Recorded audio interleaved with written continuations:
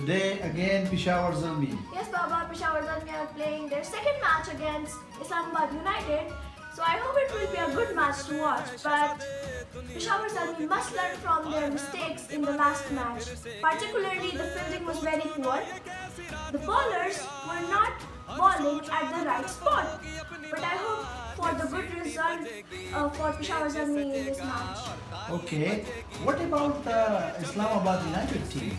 Baba, about Islamabad United, they picked magnificent players of T20 format like Ronki and Sam Billing will be very watchful as opener. And Russell, oh my god, Russell is famous for for hitting huge sixes. Okay, so any message for Pashtuns?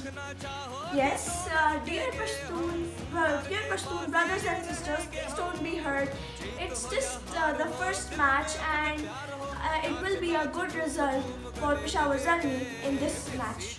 Okay, so who is going to win this time? Baba, I think in this match, the team who is going to bat first has 70% chance to win.